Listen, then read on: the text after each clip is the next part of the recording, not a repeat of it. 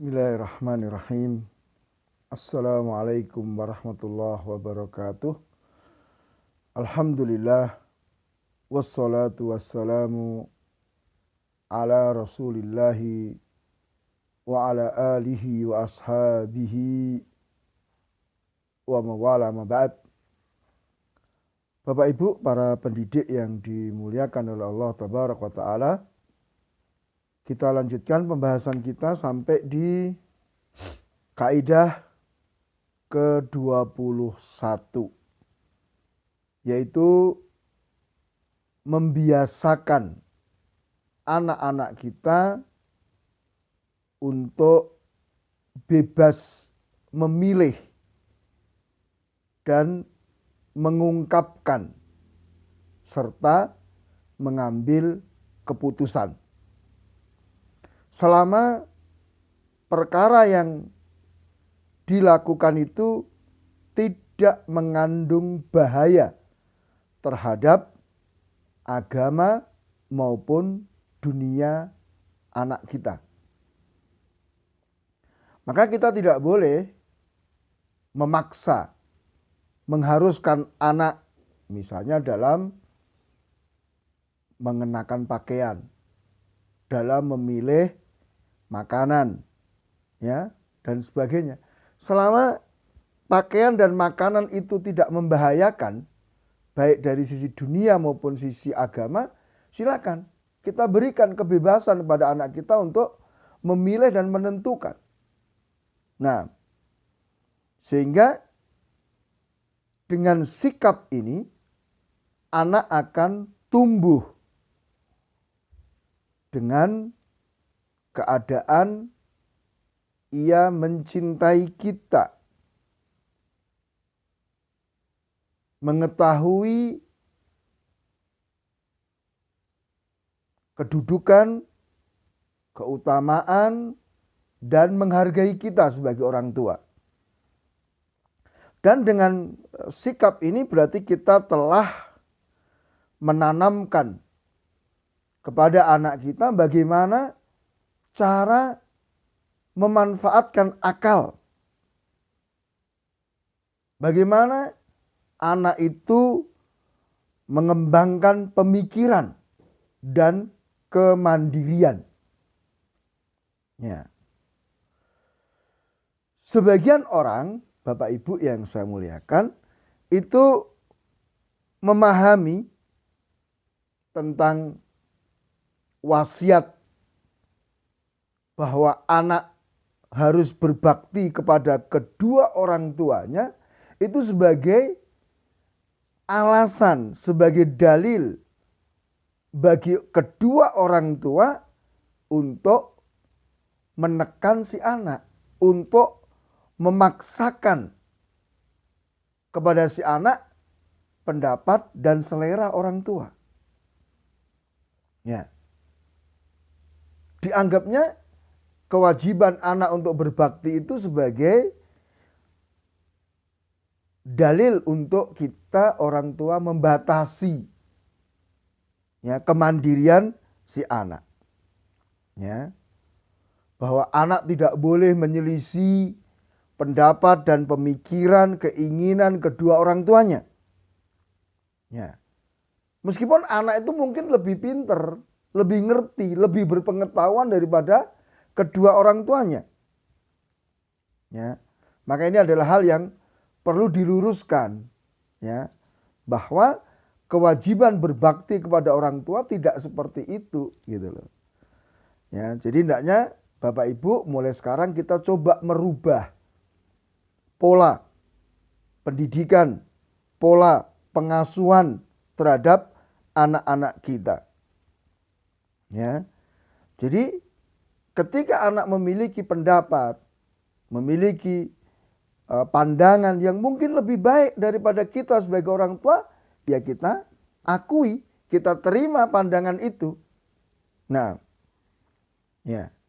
Memang Bapak Ibu yang saya muliakan, anak-anak kita itu masih lemah, masih labil, ya. Kadang dia bingung menentukan masa depannya. Ya. Maka ini kadang menjadi mangsa dari teman-temannya. Ya. Maka diharapkan Bapak Ibu, para pendidik yang dimuliakan oleh Allah Ta'ala, dengan sejak kecil kita tanamkan kemandirian untuk mengambil keputusan, untuk menyampaikan pendapatnya, untuk memilih, ya diharapkan ya anak kita bisa menempuh jalan yang benar dalam menghadapi permasalahan yang dihadapinya. Dia bisa mengambil sikap yang tepat ketika harus mengambil keputusan. Nah, sehingga dia bisa juga menghadapi problem-problem yang muncul dalam kehidupannya. Ya.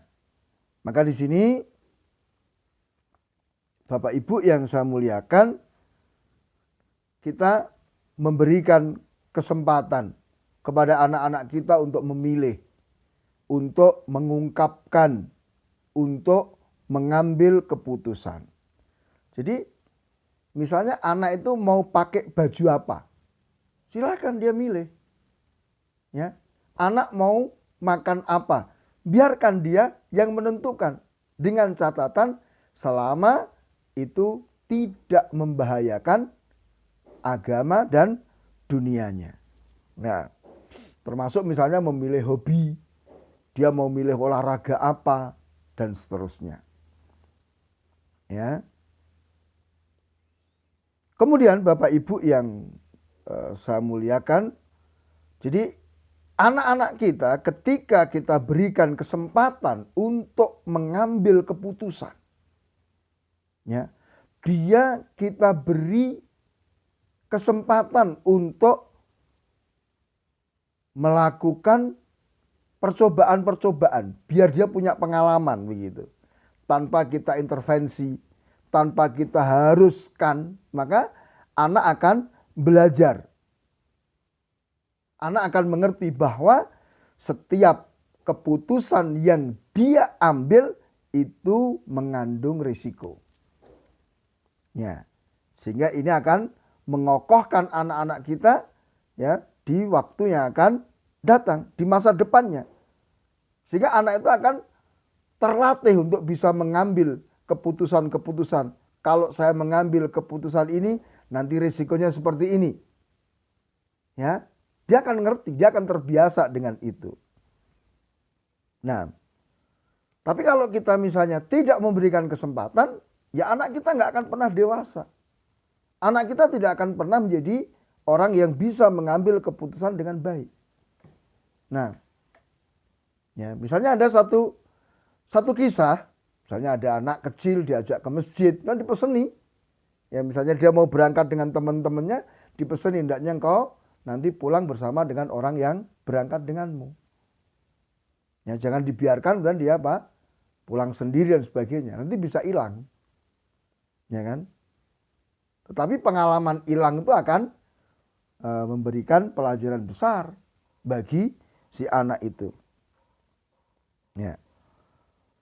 Kemudian Bapak Ibu para pendidik yang dimuliakan oleh Allah Ta'ala, sekali lagi bahwa anak-anak yang tidak pernah diberi kesempatan untuk mengambil keputusan, ya, tidak diberi kesempatan untuk mengambil pengalaman, ya, senantiasa dibimbing, senantiasa dituntun, kamu hendaknya begini, hendaknya kamu begini, kamu harus begini, ya. Setiap keputusan pun ditentukan oleh orang tuanya. Maka ini nanti ke depannya dia menjadi orang yang lemah. Ya. Dia tidak punya inisiatif. Dia akan menjadi orang yang takut mengambil keputusan. Kenapa? Ini khawatir salah, takut keliru, nanti nggak benar, dan seterusnya. Sehingga pemikiran dia, akal dia tidak berkembang. Bahkan kepribadiannya juga tidak akan tumbuh dengan baik. Sehingga anak kita akan menjadi anak yang memiliki karakter yang lemah. Ya, dia tidak akan bisa menghadapi teman-temannya. Dia akan menerima semua yang diminta oleh teman-temannya. Ya, tanpa dia bisa menolaknya. Meskipun dia tahu ini membahayakan, tapi dia tidak punya kuasa untuk menolaknya. Maka sekali lagi, berikan kesempatan pada anak-anak kita untuk berlatih. Kemudian, Bapak Ibu yang saya muliakan, anak-anak yang lemah itu akan terbawa oleh teman-temannya. Ya, dia akan lebih mengikuti teman daripada kita orang tuanya. Ya, meskipun dia tahu temannya itu akan menimbulkan kejelekan ya bagi dirinya. Ya. Bahkan yang lebih berat lagi, anak kita tidak tahu bagaimana bersikap. Ya. Dia tidak ngerti bagaimana harus menghadapi situasi dan kondisinya. Nah, maka Bapak Ibu yang saya muliakan, bahwa menghalangi, memaksa, ya, membatasi anak, ya, kadang justru mendatangkan perkara yang sebaliknya. Kita ini sebagai orang tua kadang karena saking sayangnya itu kan ngatur biar anak kita itu baik, biar anak kita itu, tapi dibatasi, dikekang istilahnya. Maka akhirnya apa? Justru akan mendatangkan kejelekan untuk anak kita. Nah, ya. Sehingga berapa banyak kita temui ya anak-anak yang dididik oleh orang tuanya dengan model seperti itu, sehingga akhirnya apa? Ya, sampai dibatasi, tidak boleh ini, tidak boleh itu, mau main nggak boleh, mau pergi nggak boleh, mau ke sana nggak boleh, mau melakukan ini jangan dan seterusnya. Ya akhirnya dia nggak bisa bermasyarakat pun nggak tahu bagaimana caranya. Nah, kemudian Bapak Ibu, hal ini bukan berarti kemudian kita memberikan kebebasan secara mutlak. Tidak. Ya. Tidak berarti anak kita biarkan sesuka dia melakukannya. Ya. Tapi hendaknya apa? Kita tetap mengontrolnya. Jadi kita seimbang. Tidak menekan, tidak membatasi, tidak memaksa, tetapi kita juga tidak membiarkan begitu saja anak kita lepas dari pengawasan, dari kontrol kita. Ya, sebab anak-anak yang tadi ditekan, dipaksa, akhirnya apa? Biasanya dia nggak mau dengan orang tuanya. Dia akhirnya lebih senang bergaul dengan teman-temannya. Sebagaimana anak yang dibebaskan juga, akhirnya menjadi liar. Sehingga dia akan melakukan hal-hal yang berbahaya. Mungkin dia terkena pergaulan bebas, ya, kemudian terkena narkoba dan sebagainya. Maka ini menjadi perhatian kita Bapak Ibu yang saya muliakan. Kita pertengahan ya. Nah, kemudian Bapak Ibu yang saya muliakan, jadi kita hendaknya ingat apa yang disampaikan oleh Rasul Sallallahu Alaihi Wasallam, kulukum ra'in wa kulukum mas'ulun an ra'iyatih. Masing-masing kita adalah pemimpin. Masing-masing kita akan diminta pertanggungjawaban atas kepemimpinannya. Maka kita tidak boleh meremehkan terhadap pendidikan anak-anak kita. Ya. Karena ini akan menyengsarakan kita di dunia, juga nanti di yaumul qiyamah. Maka hendaknya kita menegur ketika anak kita melakukan penyimpangan. Ketika anak kita misalnya berpakaian yang tidak benar.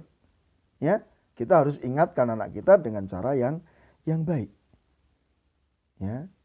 Jadi sekali lagi tidak dipaksa harus berpakaian sesuai dengan selera kita orang tua, tetapi juga tidak dibiarkan anak berpakaian sesukanya yang akhirnya melanggar atau menyimpang dari ketentuan-ketentuan syariat kita.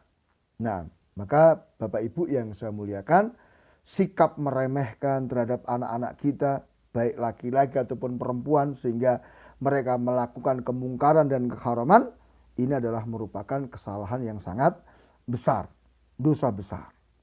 Nah, ya, ada sebagian orang itu beralasan ketika tidak menegur anaknya yang menyimpang, mereka masih kecil, mereka masih dalam pertumbuhan dan sebagainya. Maka ini sangat berbahaya. Ingat ya, di pembahasan kita di masa pertumbuhan anak-anak itu sangat menentukan sekali ketika nanti anak kita masuk usia remaja, ketika anak kita SMP, SMA, bahkan ketika nanti sudah masuk di perkuliahan. Maka ini kita harus hati-hati. Maka Bapak Ibu yang saya muliakan, sekali lagi kita latih anak-anak kita dengan memberikan kesempatan kepada mereka untuk memilih, menyampaikan, mengungkapkan perasaan dan keinginannya, ya, dan sebagainya. Mudah-mudahan Allah memberikan taufik kepada kita sehingga kita memiliki anak-anak yang baik sebagaimana yang kita harapkan. Subhanakallahumma bihamdika asyhadu an la ilaha illa anta astaghfiruka wa atubu ilaik. Wabillahi taufik. Wassalamualaikum warahmatullahi wabarakatuh.